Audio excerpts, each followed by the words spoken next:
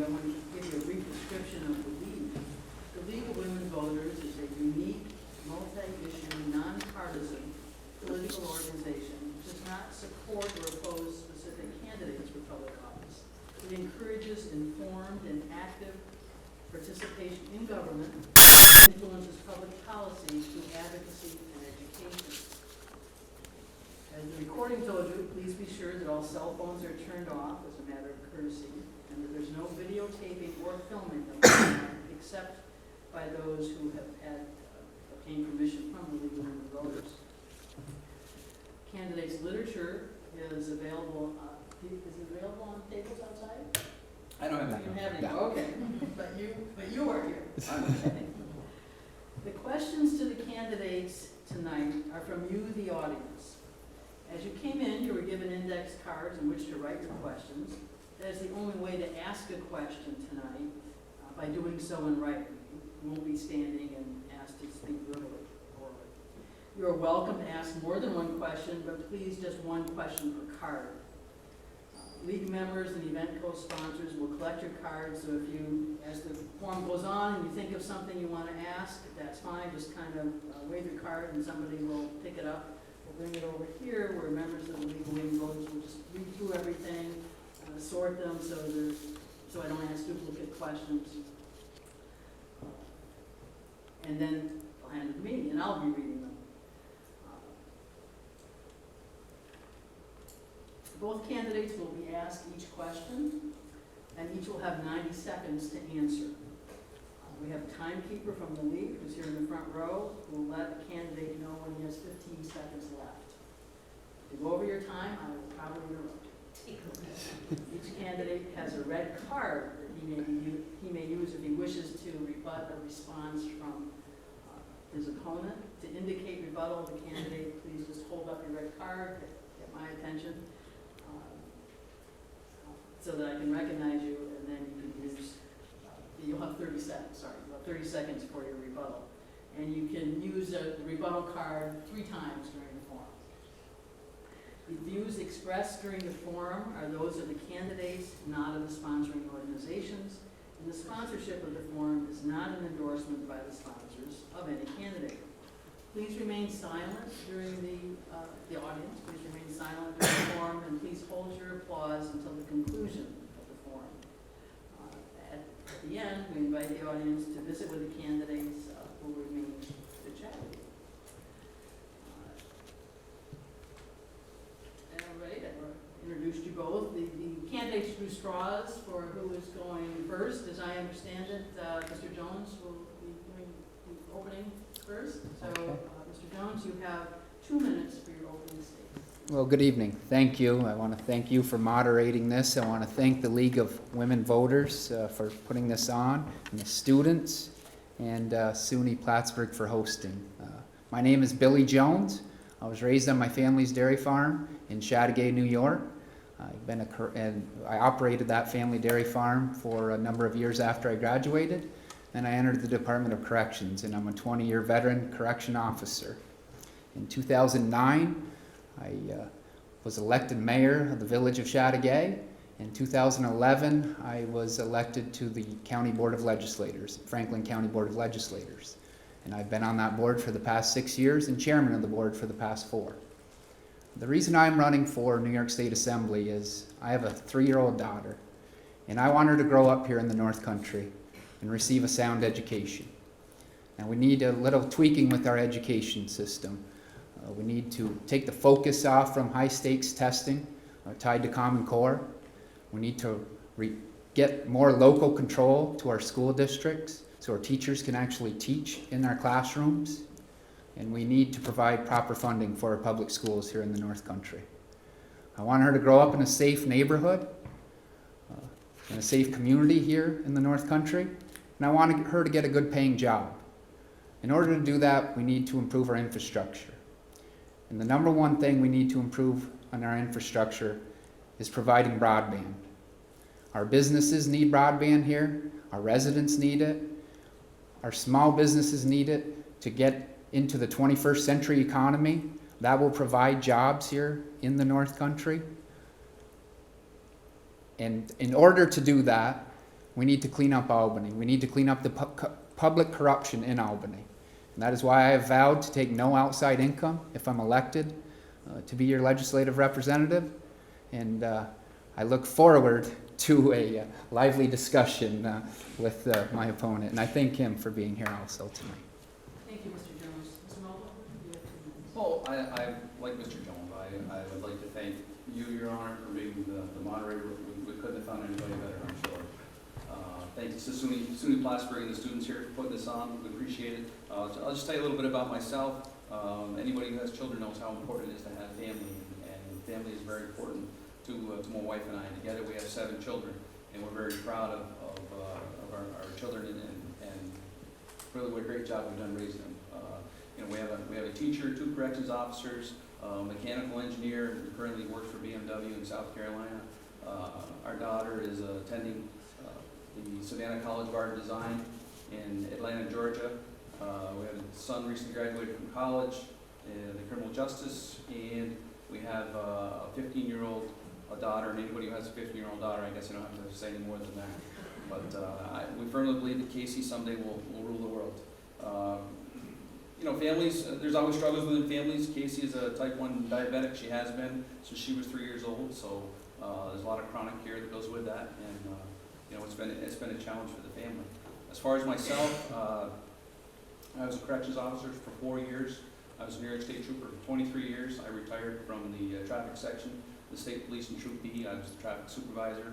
I retired and run for sheriff in Franklin County, and I've held the office in Sheriff of Franklin County for almost 6 years now. It's been my pleasure to serve the people of Franklin County. A great deal of experience. It's a different experience being on the other side of the desk, so to speak. As a trooper, I was in the major's office, or as a sergeant, I was in the major's office and saying, hey, can we do this, can we do that? As a sheriff, it took a while for me to learn that I was on the other side of the desk, and people were coming to me and saying, can we do this and can we do that? I gotta tell you, it's been a real opportunity to change my community, and running for the assembly just seems the next step in that process. Thank you. Thank you. Now to the questions. Each candidate will have 90 seconds to respond to each question. Mr. Mulverhill, first question is about ethics reform. Given that leaders in both the Assembly and the Senate have been indicted and convicted of criminal ethics violations, what actions do you recommend to curb further crimes of graft and corruption in our state? Well, the fact is, been all over the Assembly District, and people are sick and tired about reading about our leaders in the headlines. New York State has become a laughingstock to the rest of the country regarding the corruption that's been going on. There's a couple of proposals that just haven't made it through yet. One is term limits. I don't believe the lawmakers should stay in office so long that they become so comfortable that they feel that they're above the law. So term limits is a step in the right direction. I think reducing the amount of outside income is an important step.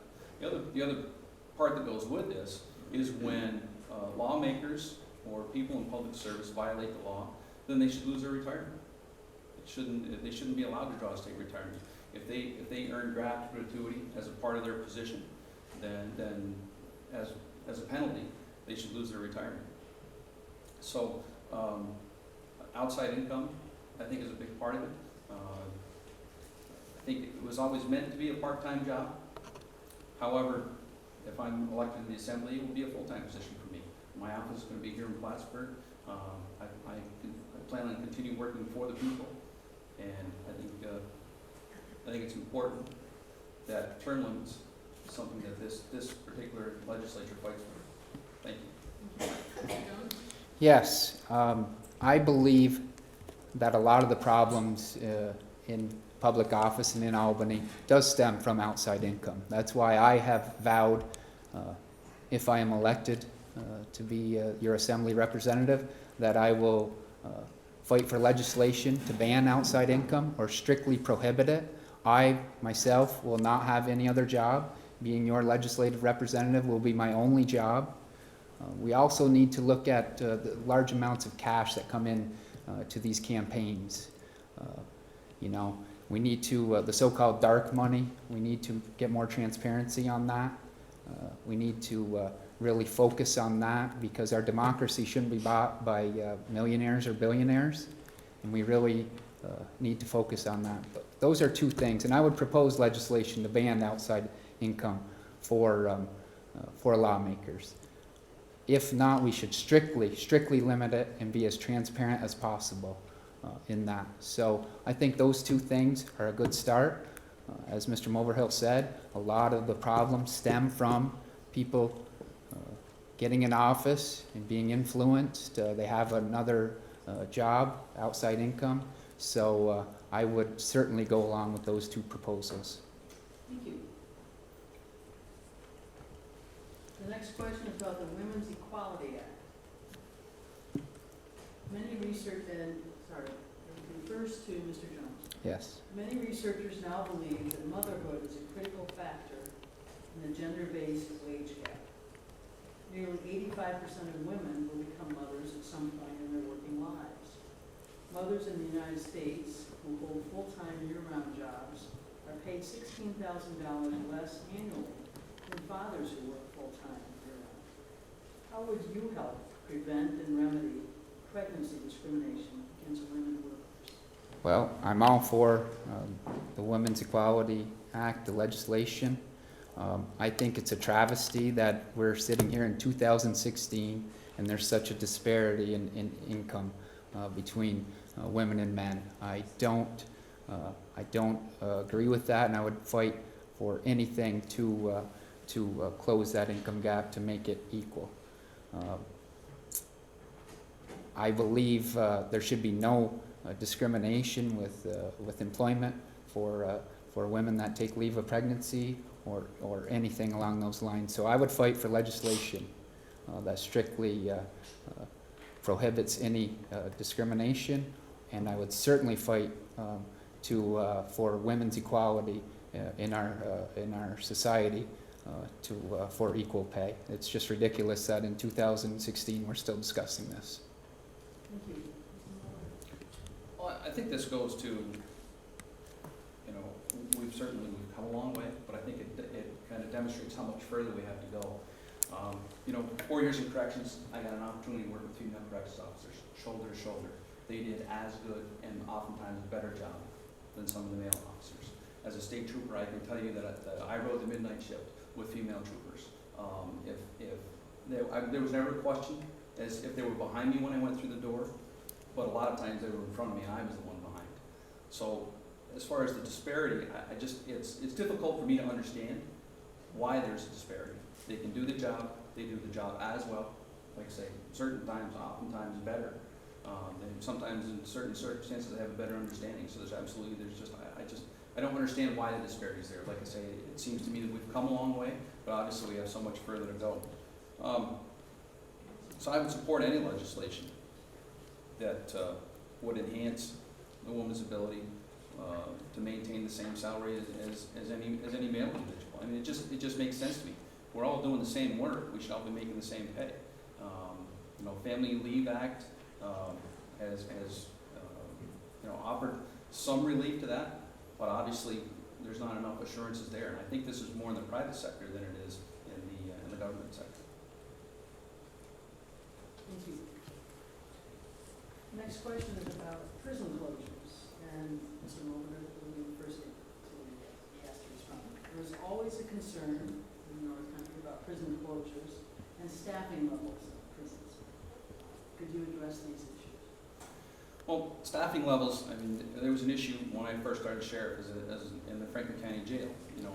I was approached by the Board of Legislators and they questioned just, why the overtime rate was why it was so high.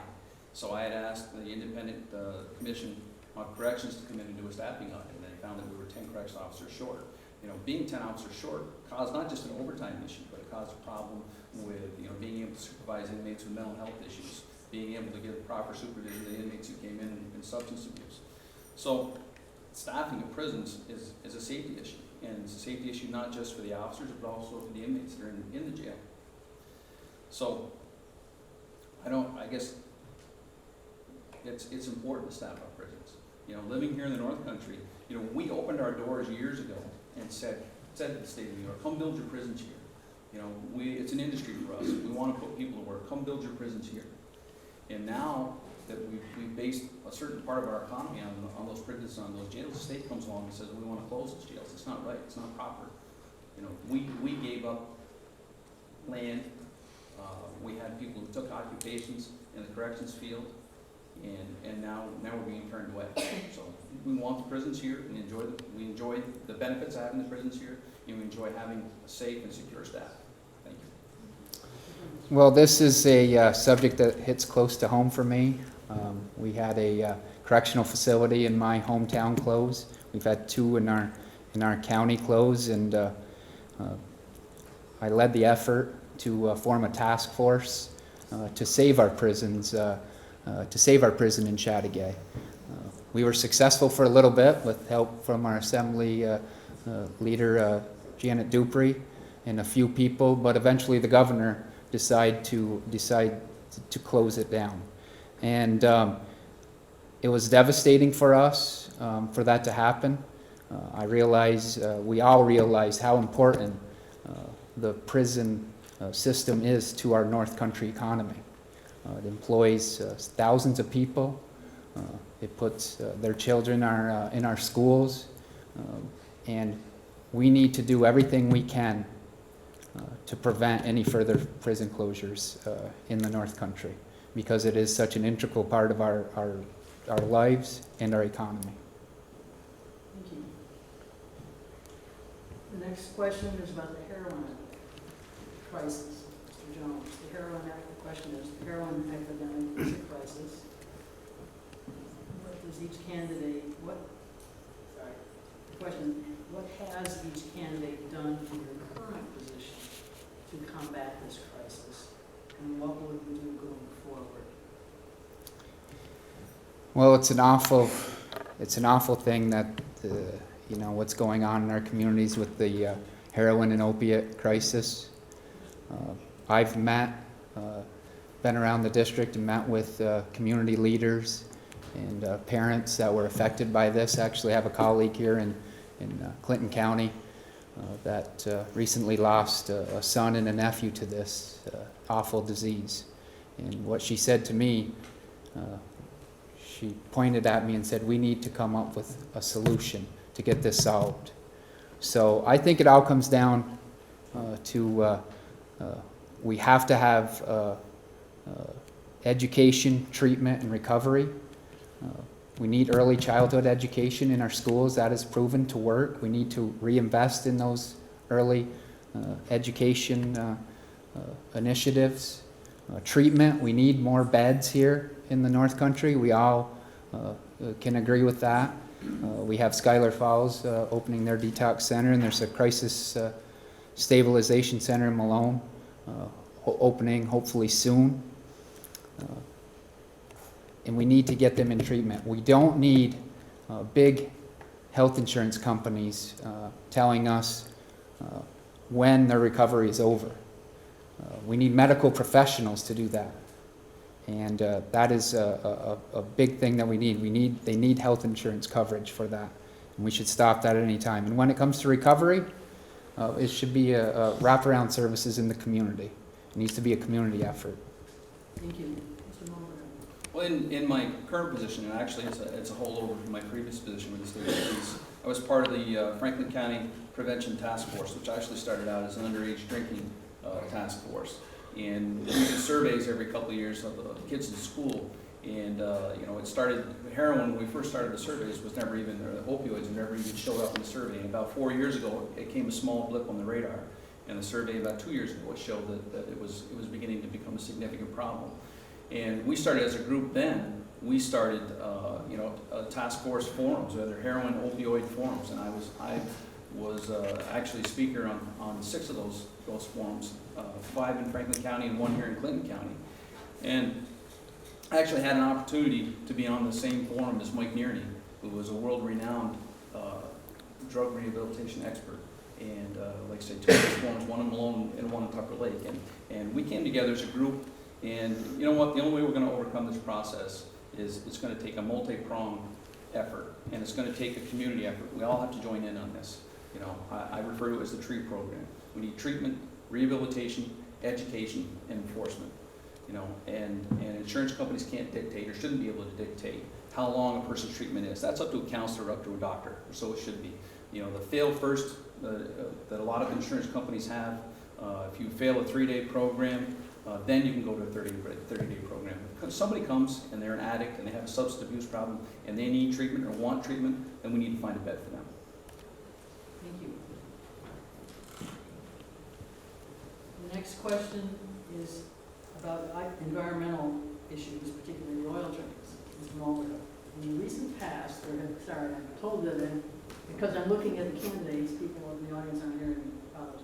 So I'm turning my back to the candidates. In the recent past, there have been multiple incidents of oil train disasters that have threatened the safety of populated and environmentally sensitive areas. In order to protect us and our environment, what kind of legislation will you support and or introduce to address this problem, Mr. Mulverhill? Well, I think what we found after first couple of these explosions and these spills was that the tanks all needed to be upgraded. You know, we needed double-hull tanks. I mean, that should be one of the first priorities. I think it's difficult for us to operate our economy, you know, in this new industrial age without being able to get fossil fuels from point A to point B. And then getting that oil from point A to point B is important to our entire economy. So one of the safest ways we can do it is through rail. But if the rail cars aren't up to task, aren't up to the effort, then those need to be replaced. So I think the first part of the legislation is that we make it safe for the rails, and we make sure that our rails are safe and that the transportation routes are safe. And properly train our EMS people and our emergency responders that in the event of a disaster, something like that happens, they get proper training on how to respond, what the proper response is. Thank you. Along those lines, yes, we need to make sure the tankers themselves are secure. I believe Senator Schumer proposed federal legislation to do this as well. And we need to transport that oil from point A to point B, that is correct, but we want to make sure we're doing it in the safest possible manner. So we do need to make sure safety first, the rails are safe, and the tankers themselves are safe. It is a part of our economy.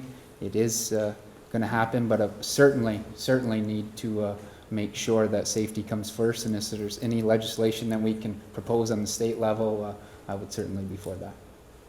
Thank you. Next question, Mr. Jones will be first. How do you feel about tax deductions for parents who pay tuition for private K-12 schools for their children? How do you feel about that, and why do you feel that? I'm against that program. I'm all for public schools. I feel that we need more funding for our public schools, and I'm a public school guy, so I would be against that. I think what our education system needs here in the North Country, we need to focus on what is wrong right now. Common Core was implemented. It was a disaster. The way it was implemented in New York State, I think we can all agree with that. We need to take the focus off from high stakes testing in our classrooms. Let our teachers teach in those classrooms. We also need proper funding. We need to make sure our students are safe in our classrooms. That leads itself to safe drinking water. And our foundation aid can help out with that, help our schools out with that as well. So there's other things we can do to improve our public schools, and that's where my heart is. Thank you. Well, we're fortunate here in the North Country. We don't have any charter schools.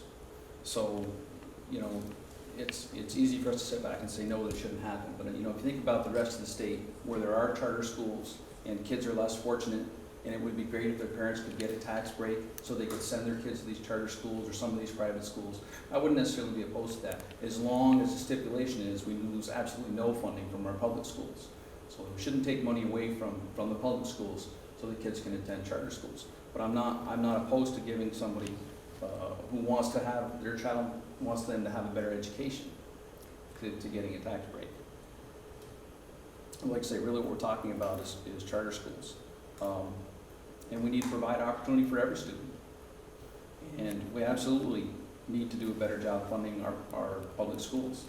You know, we send our kids off to school.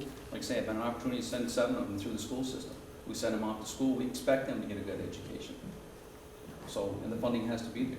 You know, funding's got to be there to maintain the buildings. The funding has to be there to pay our teachers a proper, good wage. You know, we're going to have a teacher drought. You know, right here in Plattsburgh State, we'll tell you, they're having a problem getting good students to become teachers. We're going to have a drought here. We need to fix that. Thank you.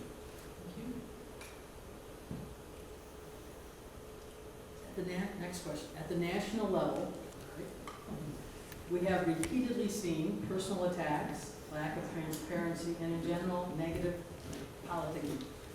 To what extent, if any, do you try to stay away from engaging in this form of politics? First, Mr. Mulverhill. That's an easy question. It really is. I'm running on my record. I really am. And it's funny because I have this discussion with people because they'll say, you know, your opponent's doing this or your opponent's doing that. You know what? I'm not running against somebody. I'm running for the office of Assembly. And if I didn't think I was a good candidate, if I didn't think I was the best candidate, I wouldn't be standing right here today. I am the person to send down to Albany. I am the person with the ethics and the background to bring the voice of the North Country down there and really let those folks down in Albany know what we think up here and know what we need up here. Whether it's infrastructure, whether it's a heroin epidemic, I'm the person. I had the experience, raised 7 kids. That's experience in itself. My experience as a corrections officer, my experience as a state trooper, and my experience as a sheriff makes me the person for the job. Thank you. Mr. Jones. Thank you. I am extremely proud of our campaign, of my campaign, that we haven't gone negative. We haven't sent out any negative flyers. We haven't done anything along those lines because personally I think people are sick of it.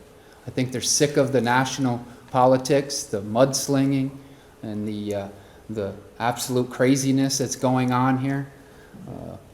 You know, I read an article the other day about election fatigue and how people all over the country are being stressed out by these elections, and they're just totally sick of the national scene. Well, they're sick of it because you turn on your TV every evening and you hear nothing but insults being thrown around, and that's not what people want to hear. They want to hear about the issues. They want to hear how we're going to help you. They want to hear how we're going to do that. We're going to do that by bringing jobs to the North Country. We're going to improve our education. We're going to provide you with safe neighborhoods for your children. And we're going to try to clean up the corruption in Albany. Those are the issues that people want to hear about. They don't want to hear about, mudslinging and or doing this against your opponent. I always felt if you're the person for the job, tell what your qualities are. And that's the way I feel about it. Thank you. Next question is about the arts. The arts. Mr. Jones. How Yes. do you plan to promote arts and culture in the region? And do you see it as a value to driving economic development in our region? Of course I do. And you can visit many of our museums and art shows. Actually, I was in Saranac Lake this summer where we awarded awards to various groups for trying to bring culture to our area. I think it is an economic driver. I think it makes sense for us to do that. And there's certain pockets in our region that are really well at it. People often, in our area, people often volunteer and with groups and promote the arts. But I would try to promote that more on a state level. There's often grants out there that can help with that in that area. And I think it's a great thing. It gives us a little culture. It helps our economy out, and I'm all for it. Thank you. Mr. Mulverhill. I think the arts here in the North Country is one of the best kept secrets in the world. I really do. This is the home of some of the finest arts. Some of the greatest craftsmen in the world have come right here. right from the Adirondacks, right from this assembly district. So yeah, it should be a driving force. I think the unfortunate part of this is, you look at the money that goes to the arts, in New York City, and the money that the state puts in down there. Well, we should be getting our fair share. That's how we promote our arts here. We got to get our fair share, and we need to promote it. We need to let people know, hey, come on, take a drive up here from Albany, take a drive up here from Saratoga. We've got some beautiful things here. We've got some fine craftsmen, some excellent artists that you got to come up here and see. It's worth it. It's worth the trip. But we got to get our fair share of funding. Two people asked very similar questions, so I'm going to combine it as one. Basically, it is that certainly in the 70s and maybe since then, the state provided over 80% of funding, student funding to attend SUNY. Today, the state legislature funds about 25%, and the students have to pay the rest. Sorry, I mean to make sure the other person's.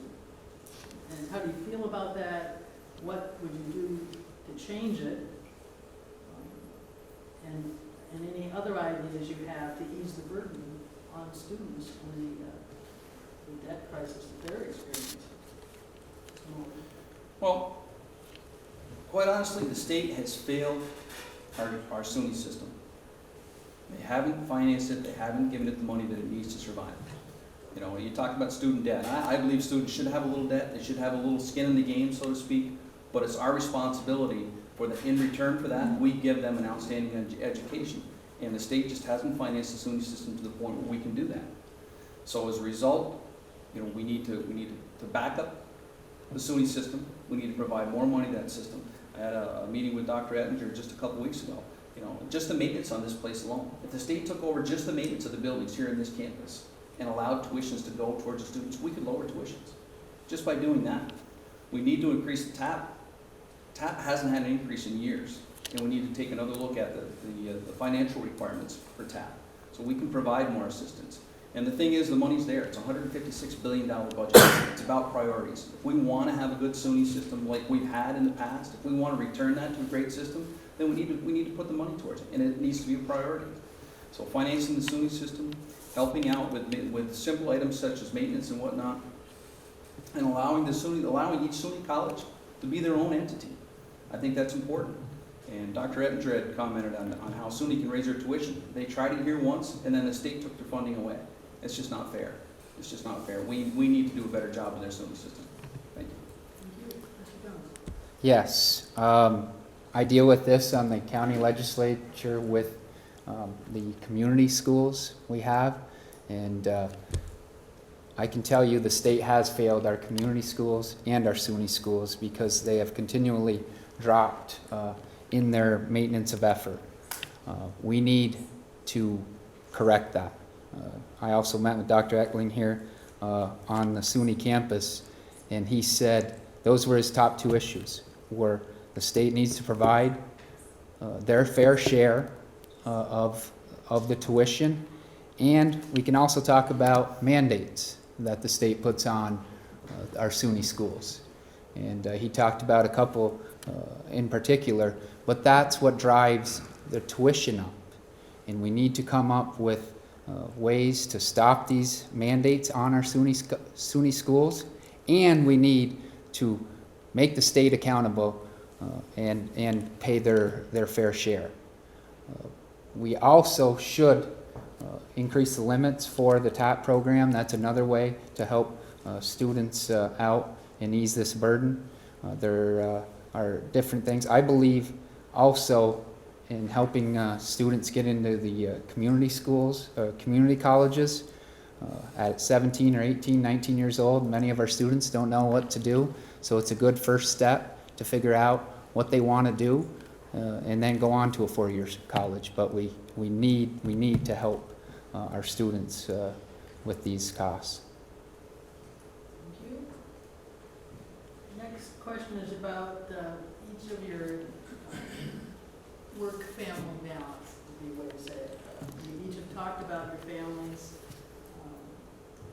Mr. Jones, your ads, as well as what you said here, you have a young daughter, Yep. single father. From what I've always heard, there's a lot of travel back and forth to Albany.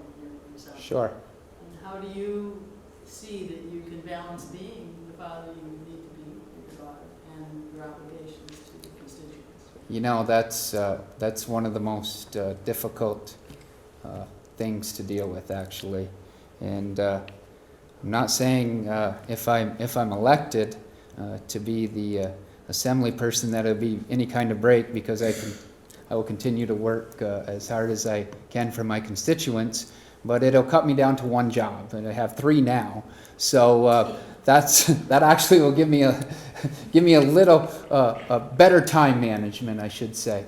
But absolutely, spending time with my daughter is precious to me, and it's one of the most rewarding things that I get to do.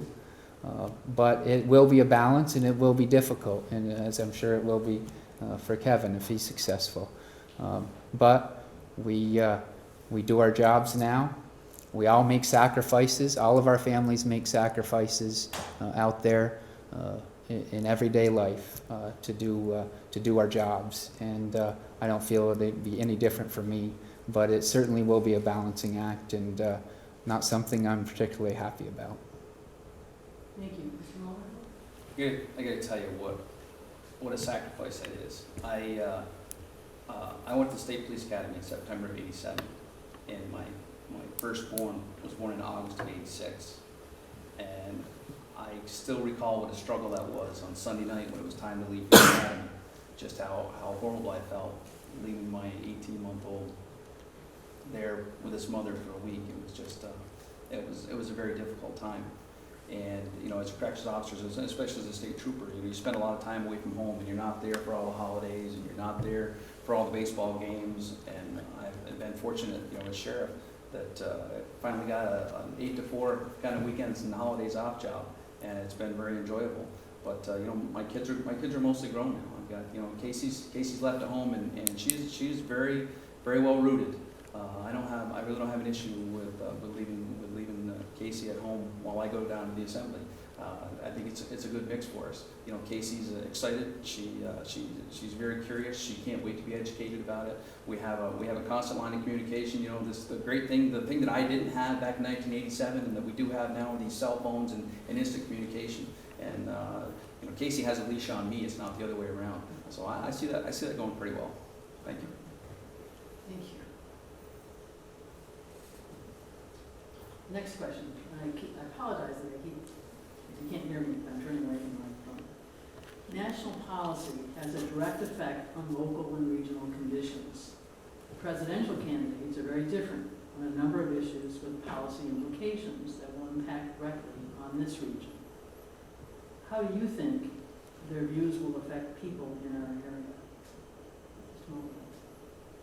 I think we've come to a turning point in this country. The 2 presidential candidates are so different on some of the views. You talk about national policy and how it's going to change here. Just the immigration policy. What's that going to do with our border area?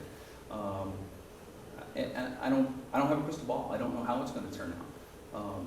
But I do know that here in the North Country, we'll deal with it. We'll get by. No matter who the next president is. We're North Country people. We stick together.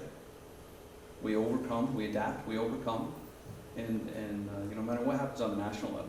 And I think anybody who's lived here any amount of time knows that generally when the economy tanks, it tanks here, but not quite as bad. We don't have necessarily the highs and the lows that they do on the national level. So, we're here in the North Country, we're going to do all right, regardless of who the president is. Thank you. Mr. Jones. Well, it's as I mentioned before in the presidential race, it's hard to figure out what their policies are sometimes. Underneath all the rhetoric, I guess you get to, maybe you get to it sometimes. But national policy always dictates what we do on a local level to some extent, but I think we're overall pretty independent here in the North Country. And like Mr. Mulverhill said, we'll adapt to whatever whoever is elected, and I'm sure we'll have to deal with what policies they implement, and we'll deal with them. I mean, we've dealt with it for many years, and I'm sure the next 4 years won't be any different.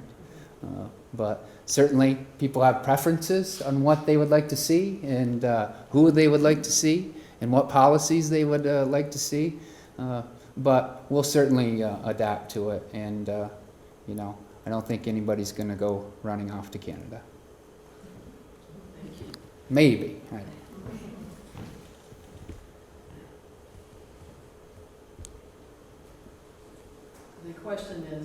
The next question has to do with your own, with the questioner's understanding that both candidates have pensions, both of you. Does limiting, if outside income for assembly members is limited, there's a cap on that, does that mean that only those with pensions or independent means would be able to run for office? And how do you think a limitation on outside income would affect who could run and whether younger people would be able to run? Sure. I'm sure it will have an effect on who runs and who doesn't run, but right now, I really don't see any other avenue we can go with the problems we're having in Albany with people that have outside incomes. I mean, there has to be transparency with it. There has to be strict limitations with it, and that's how we have to deal with it. I have said many, many times, I'm sure my opponent's sick of it, but if I'm elected to be your representative, that will be my only income. That income will. I won't be drawing a pension. That will be my only income. I don't know how, I don't know how else you go about doing it without having transparency on outside income and strictly limiting it. If that's the problem, which I think many of us agree, certainly my opponent and I do agree, is with the outside income. So you have to either, have the limitations, the transparency, or you have to say, none of it goes. And that's your job. Your job is your job. That's what I have said, but I believe that's how you go about rooting out the problem. Thank you. Mr. Mulverhill. The system isn't going to change a lot from what it is right now. And we have, look at the assembly, look at the representative we have. We have young people, we have middle-aged people, we have older people. They're all holding office in assembly. An $80,000 salary is a pretty nice salary, especially from up here in the North Country. Your any time that you spend down in Albany and travel is all taken care of and all paid for. So to have an $80,000 salary and work for the people in the state of New York, I think is a privilege. Nobody should be there to get rich. That was never the system. That was never the way it was designed. It's not what our forefathers had in mind.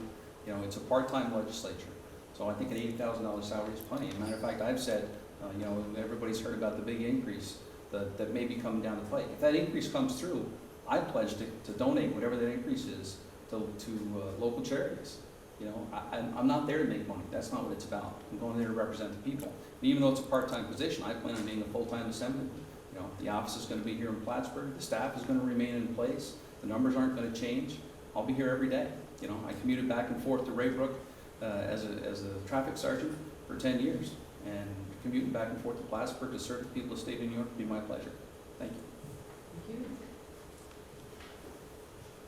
Next question. Franklin County is a fiscally stressed county for the third consecutive year, according to Comptroller DeNapoli.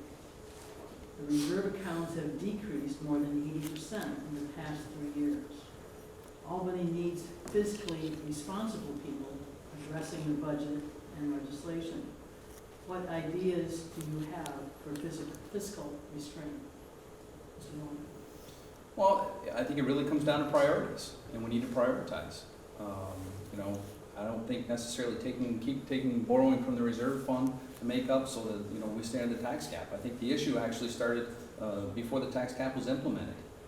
If certain areas would have set their books straight before the tax cap, then after that, when the tax cap comes, you got a standard 2 or 3%. It's a lot easier to do. I think when you start out when you're in trouble and then try to stay under the tax cap, it just gets worse and worse each year, because you end up taking money from your reserve fund, and you end up trying to cut services, and it just doesn't work. And now we're to the point where, you know, we need to cut more services, we need to prioritize what's going on, and, you know, decide what's important to the county and to the people, and really straighten our books out. Thank you. Thank you. Mr. Jones? Well, a lot of municipalities and governments are fiscally stressed now. Franklin County is not unlike many. We've had to deal with the tax cap. We've had to, you know, we've dealt with that. I've never voted above the tax cap. We've also, under those 5 years that the tax cap has been in, the tax cap's been there ever since I've been there, we've paid off $6.2 million worth of debt load in that time. We are making steps to put more money in our fund balances. We've done it with last year's budget, and we have this year's proposed budget. We're doing that. We're digging our way out of it. But I feel you have to grow your way out of it. So we're taking steps and making steps to do that. We've just hired an economic developer that will help our small businesses cut through red tape, expand, help businesses grow, expand our tax base. We've also fought long and hard for a bed tax. I can thank Assemblywoman Duprey again for her help on that. We teamed up and did that. Now we have that in place. We also have a TAC, a Tourism Advisory Committee. We all know that tourism is an economic engine for our county and for the North Country. So we're ramping up that, our marketing efforts for that. And I feel we have to grow our way out of this. So that's how I feel. I see the stop sign again. Did I get confused? Did you lost track of it? Yeah, but if you want to give me some more time, I'll take it. Got distracted going through the next question. I apologize. The questioner directs us to Mr. Jones, but I think that you can find a way, Mr. Mulverhill, to give your views that has to do with the Assembly being majority Democrat. So I'll read the question as it's written, but Mr. Jones, you'll go first. So, Mr. Jones, you say that you will be able to get things done because of being a Democrat in the Assembly with that being the majority. The questioner says you have to agree that North Country people and the New York City Democrats do not agree on many issues. Adirondack park restrictions, prison closures, gun control, social programs, to name a few. What do you think will happen to your majority status when you vote for your constituents against the city Democrats? And if that, I'm going to paraphrase, if that event happens, will that affect your ability to accomplish things for your constituents here in the North Country? I think it's all about working in a bipartisan manner anyway. I've proven throughout my career that I can do that. I've stood up and faced Albany before.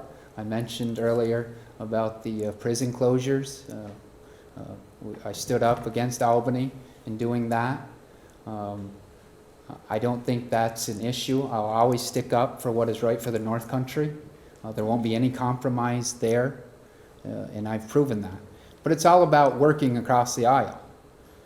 You don't get anything done on your own, but we need to work also around the state with Democrats and Republicans around the state. We have jobs right here in the North Country that rely on transportation in New York City, MTA. We have railroad cars that are built right here in Plattsburgh, New York, that MTA legislation gives us the ability to make those cars here. So I think it's imperative that you work with lawmakers all around the state for the good of the North Country, and I will always do that. I've proven that I will, and I will have no problem sticking up for my principles or people here in the North Country for doing what I think is right for us. Thank you. Mr. Mulverhill, either the question is asked or maybe more along the lines of you think you're being at a disadvantage being a Republican in such a strongly Democratic body? Oh, absolutely not. If anybody's proven that a Republican can go down there and get things done for the North Country, that lady's sitting right there, you know. And for 10 years, she's gone down there. She's fought the hard fight. She's reached across the aisle. She stood on both sides, and when it was important for the North Country. And I think that's all we expect from our legislators. I mean, one of the advantages going down there in the minority is there are always minority seats open on a committee. So, you know, going down there as a minority, you can almost pick and choose which committees you want to sit on. Whereas going down in the majority, those are given out by seniority. And you may not get on a committee that's beneficial to the North Country. Whereas, you know, I'm going to have, should I get elected, I'll have the opportunity to get on some very important committees that are important to us here in the North Country. So I look forward to it. And it's about reaching across the aisle. But you're constantly up against 65 Democrats from New York City who basically control the Assembly. So, and it doesn't make any difference if you're from the North Country, if you're from mid-state, if you're from out west. You're going to have to deal with those 65. Thank you. Thank you. Next question is on health care. In May, for the second year in a row, the New York Assembly passed a universal single-payer health care plan for all New Yorkers. The Senate version of the bill, S-2535, has never come to the floor. Do you support this bill, single payer? And what will you do, if you do, what will you do to encourage the Senate to bring it to the floor? If you don't support it, please explain why not. Mr. Mulverhill. I believe the best thing we can do for healthcare is to open it up to the free market. I really do. I think it's competition that's going to drive down the cost of healthcare. You know, single payer health plan. You know, we look at our Canadian neighbors who oftentimes end up down here in the United States, you know, trying to get health care and trying to get emergency services and trying to get major surgery done. I'm not saying it's a failure, but I think we do much better when it's competition and it's capitalism and we let doctors decide when we need services and what types of services we need. I think we make out much better, and it's about competition. That's what's going to drive the price down. The price continues to go up in leaps and bounds, and I think the only way to bring that down is to allow more competition. I think we have to control the cost, and that's the most important part of our healthcare system right now. Prescription drugs are out of control. We need to open up that market. I see no reason why we can get drugs over in Canada at a sometimes 10-20% or 10-20 times less the amount of money we get them here. We have to fix that. So we need to understand and to fight Big Pharma on those on the prescription drugs. There's just no way we can afford our healthcare system if it keeps going. We just got numbers in today in Franklin County. Our health insurance projected to go up 15% for the coming year. We need to fight back on that. Now, Obamacare has put millions of people and given billions of people health care. And that's a good thing. But what it didn't do is it didn't address the cost of it. It didn't address the cost of prescription drugs, didn't address many of our costs. And actually, local governments under Obamacare get penalized for having a Cadillac health insurance. That's a family plan that's over $26,000, $7,000, $8,000. Why should we be penalized for trying to provide our people with better health care insurance? I just don't think it makes sense. We need to control the cost of it. Thank you. Next question. How would you increase the availability of high-quality, affordable childcare? Mr. Jones. Increase the availability of high. You know what? This is an issue that many of our working families struggle with. We have good daycare providers here in the North Country, and that is a good thing. The cost, though, associated with that is expensive. I know that firsthand, and I don't really know how we address the costs firsthand with that. I mean, we want our children to go to proper daycare. We want our children to be safe. We want them to have great daycare. But we need to provide our daycare providers with the proper assistance to do that. We have many programs around. JCEO runs programs that can help those daycare providers out with that to help cut the costs. On a state level, if there's any programs that we can help to do that, because there is no way that working families in the North Country should be burdened with the high cost of daycare. And it is a cost. I know that firsthand. I'm sure my opponent does as well. So if there's anything that I can do on the state level to cut those costs, I certainly would.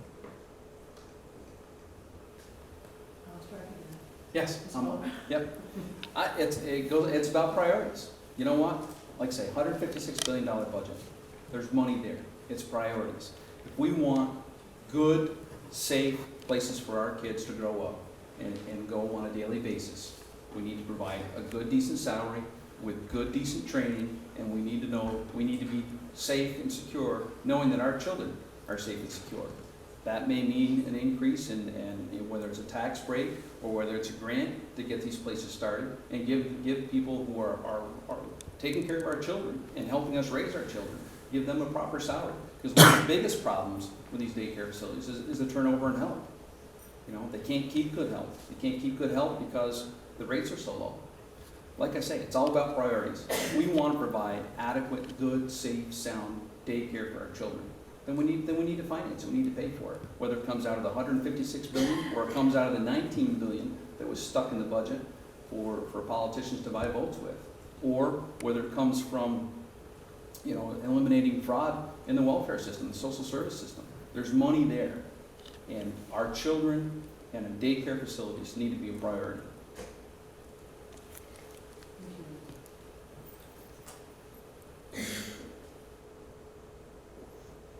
Next question. Campaign promises have been made to cut property and income taxes. However, the Franklin County legislators have raised property taxes by millions of dollars, according to this question, and drained surplus funds by 80%. What are your views on it, Mr. Mulverhill? I have a plan to cut taxes, like I say, and the money's there. It's not just a gimmick. With $156 billion in the state budget, if we want property tax relief, then it's a priority, and we can come up with money. I told you there's $19 billion that's just been stashed away in the budget. That can go towards property taxes. If we double the STAR program from $3.1 billion to $6.2 billion, just think it would have relieved that one to the taxpayers. They've earned it. It's their money. We should give it back to them.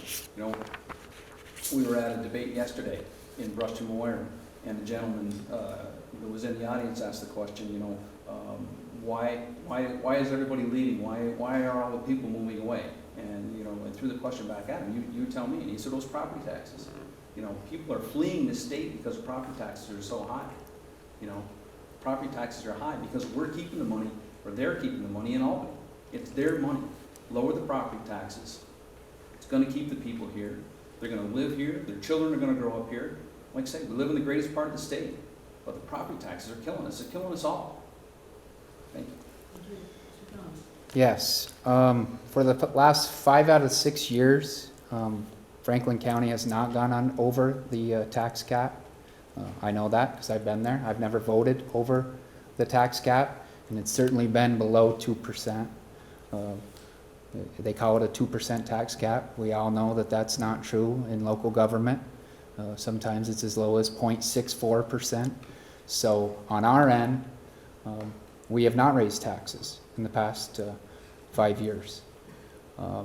I think one of the biggest things that we have to deal with on local governments and school districts are unfunded mandates. And once you get rid of the unfunded mandates, your property taxes are going to go down. Now in Franklin County, we write a nice check every week for $200,000, our treasurer does, and sends it off to Albany. That's for Medicaid. We're the only state in the union that does that.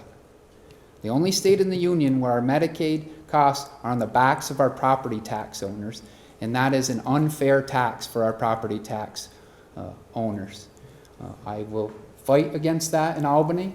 I know it firsthand. I've dealt with it for the past 6 years. There's also unfunded mandates in our school districts, and I know that better than anybody.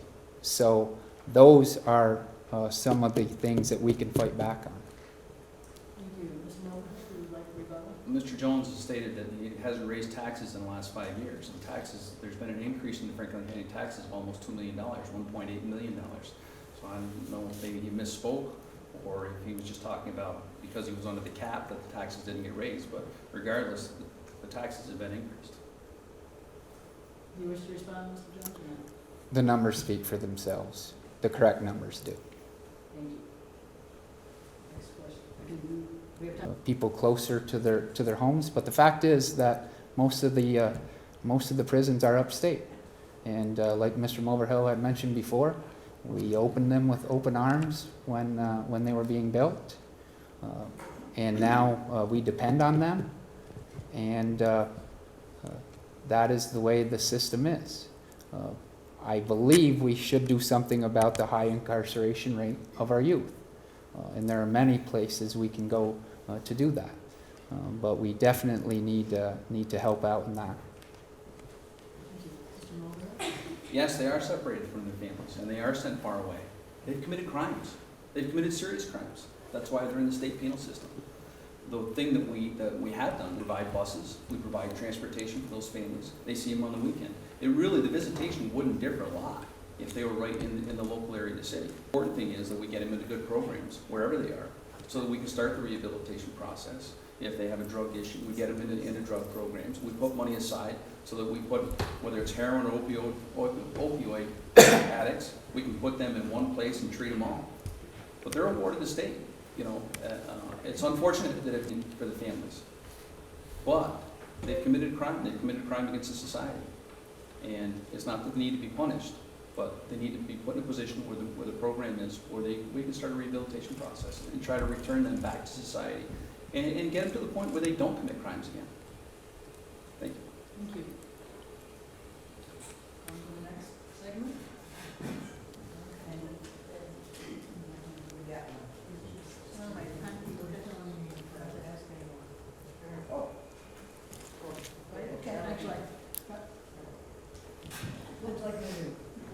There are two more cards in it.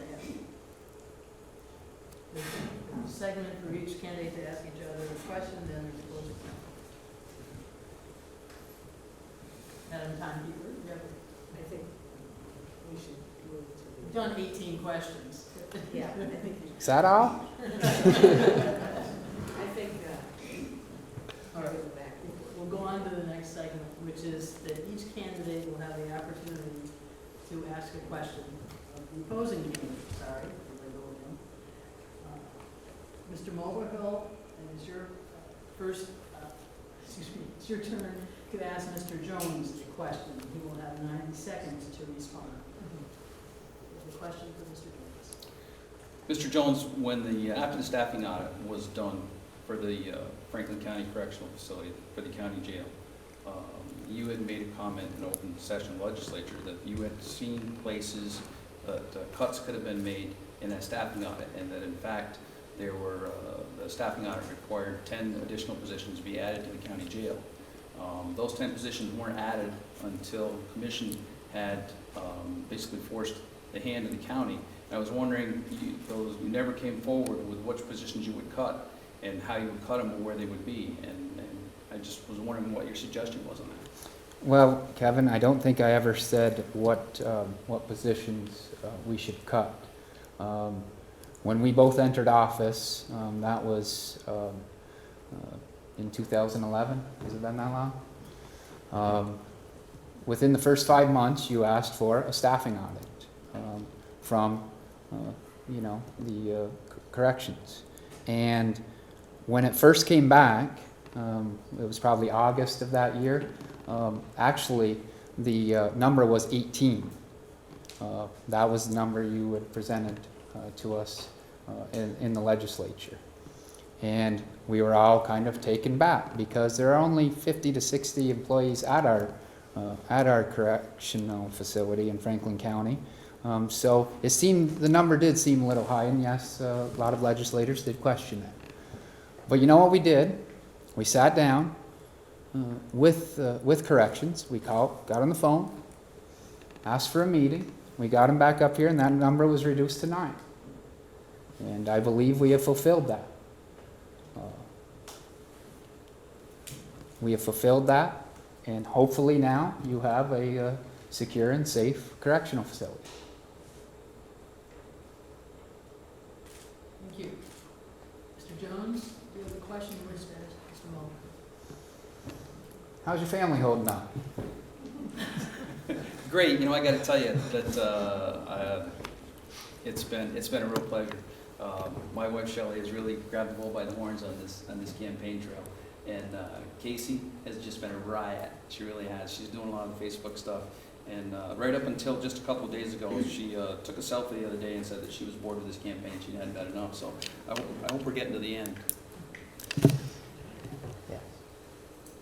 We are getting towards the end. 18 more days? Is it 18? I get them mixed up now. Thank you. Thank you both very much. And the last segment now is your closing statements. And each will have 2 minutes for the closing statement to the audience. Mr. Jones, your closing statement, please. Sure. First of all, I want to thank everyone for coming out this evening. I want to thank everyone for all the great questions we received, and I want to thank our moderator and the people in charge over there of getting our questions for us. And I want to thank my opponent for a discussion about the issues that face us here in the North Country. I've traveled all around the district in the past, feels like 2.5 years. Feels like we've been running a presidential race here, but I guess it's been in the last couple of months, and have met with a lot of great people. I can't tell you what a great experience it's been. Talked to small business owners, visited manufacturing plants, and it's just been a wonderful experience for me.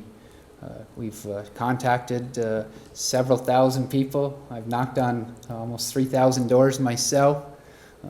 But the issues that really face people here in the North Country are jobs, education, getting us out of this awful heroin epidemic, and public corruption. When I knock on those doors, those are the questions that come to me. It's not about anything else. It's about those key issues. And we need to focus on that. And you need a representative that's going to focus on those things when they get to Albany.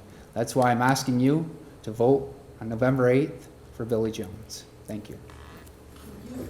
Mr. Mulverhill, your closing statement.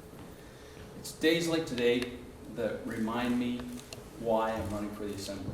You know, I started out this morning, and one of the first meetings I had this morning was with the Franklin County Domestic Violence Task Force. And that's why Mr. Jones and I are wearing purple today. Today is a purple day in support of preventing domestic violence. Okay, after I left the domestic violence meeting, I drove right straight to Hostler's because I had a Rotary meeting. And I can't tell you what a great experience it was last year being the president of the local Rotary Club and really helping out my community.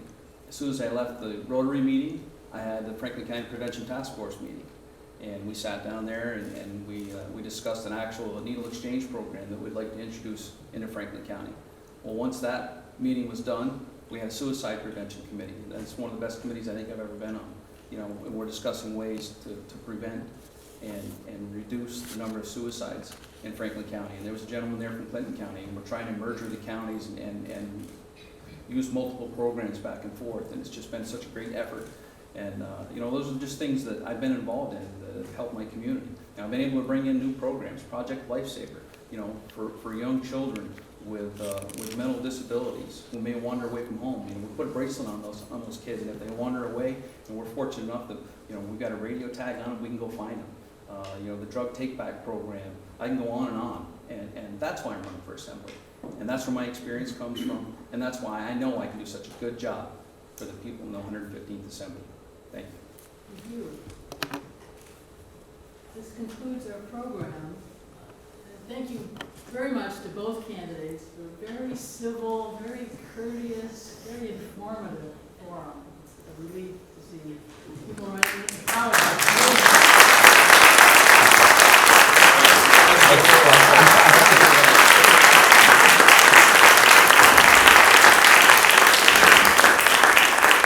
It was kind of the same way last night, wasn't it? Yeah, what's In the presidential?